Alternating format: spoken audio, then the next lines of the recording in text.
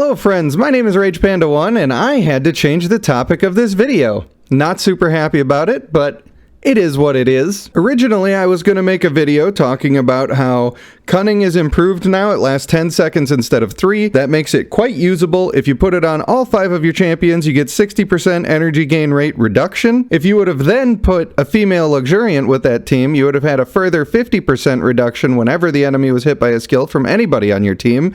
But they went and reverted the stupid change, and now this doesn't apply to your whole team anymore on the female Luxuriant passive, and I am not happy about it. I think it's terrible. It makes the skill useless. It's the step backwards. Why are you doing that? Why would you do that? Maybe it was too strong before. Maybe, but I hadn't seen anybody saying that it was too strong before, or complaining that they can't get ults because people are using the method I was going to describe. I think it would have been really good and fun. Not having her with that passive really nerfs what I was planning, and so I want to think about it a little more before I go into detail. Instead, we're going to talk about Spire of Champions, and something that is at least new to me. I don't know if it's new to the game in general, but clan summons have always been real booty butt cheeks, and don't nobody want clan summons. You would never spend your diamonds on clan summons. They are not good. However, these new class summoning crystals, this is the first time I'm seeing them. So maybe, you know, the class summoning pool doesn't come around very often.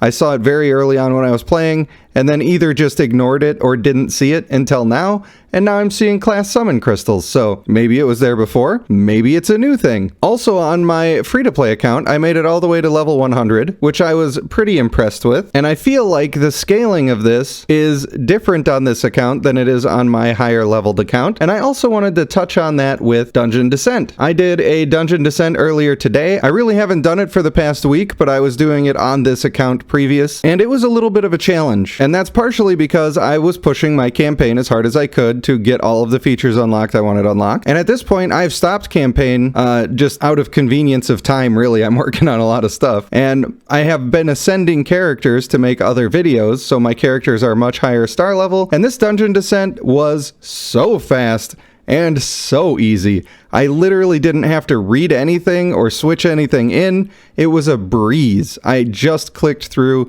I took screenshots of the power levels of the different characters that I was fighting.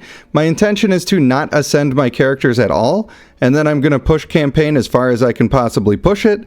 I'm going to go back into Dungeon Descent, see what my numbers look like of the enemy skills, and try to judge how much more difficult it is so we can get a real answer on if I'm right and they scale it off of your campaign progress, or if I'm wrong. And if I'm wrong, I'm happy to be wrong and I will correct myself. So let's talk about these class summons and do the couple of them that I get to do. For one, you should basically consider these to be a way to farm Ascension Materials. It is not super likely that you are going to get something that you want out of these summons. If we look at our chances over here, it's just, we do have about a 2% chance to get a mythic, whereas on the regular summons, it is 2.9% chance. So that's going to be a much better chance. That being said, these summons can be a little bit cheaper. I don't think you should ever use your diamonds on them personally, and I don't think that if you could use your real stones, I don't think you would be using them here either. But when you get these free stones, it's important to know what you should get. Now personally, we're in a time right now where a lot of people need warrior ascension materials. That's a pretty rare thing. If you've been playing the game for any amount of time, you know that it ain't really often that people are looking to ascend warriors and having a hard time doing it.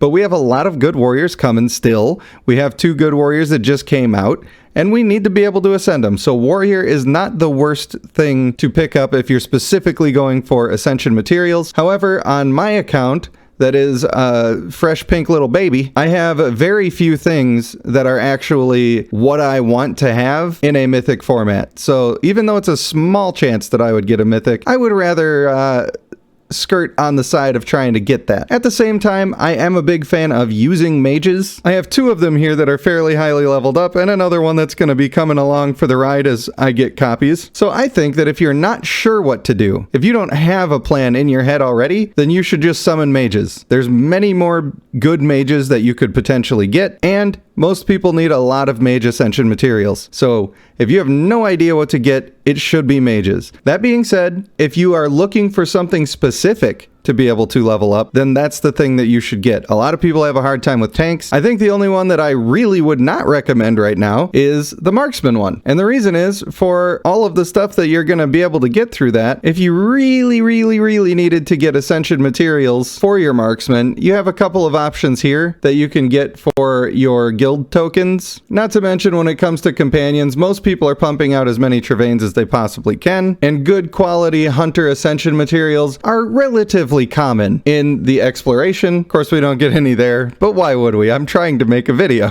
They're also fairly common for me in the dungeon. You might be thinking that, well, actually mages and hunters are about equally as common as each other, and that's a good point, except that most people run more than one mage. Not a lot of people run more than one hunter, so that's why I would stay away from that one personally. I am going to be summoning on the mage table here because I'm hoping to get something usable and strong, which we did not do.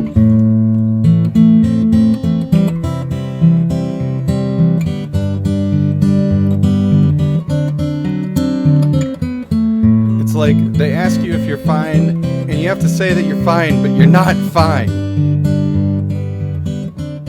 If you were looking for a good example of why you should not spend your resources doing these summons, then I want you to just make sure that your eyeballs are not covered with eyelids right now, and you point those eyeballs at your screen. Just point them eyeballs at the screen and take in what you're looking at, okay? Summons like these give me intrusive thoughts. You know, I just don't like it. All right, now before we move on, let's all go get a wet washcloth and clean up the puke off of our chests, because we all must have just thrown up at how disgustingly bad that summon was, and that's just how these clan summons tend to go. So, you know what? Oh look, I got an Aeson again. That's very cool and fun. Let me guess. Could it be an Aeson? Now, you're probably wondering why you get so many of the same kinds, and that's generally because you get chances to get the lower star versions of things, and the chances to get the doo-doo garbage are real high. 60% of the time we're gonna get a 1-star or 2-star champion, and in this mage section that seems to only be the Aesons available to do that. So even though these summons are available for $22.50 for 10, do they look like they're worth it to you? I would say they are not worth it. So now that my original planned video didn't work out because of things that they didn't announce that they were doing, and then I made a video about this particular subject, all of the dopamine has evacuated from my body, and I'm gonna go work on my website so I can learn what it's like to smile again. For now, I want to thank you for watching. I'm sorry you had to see that. I have been Rage Panda 1, and I will see you in the next one.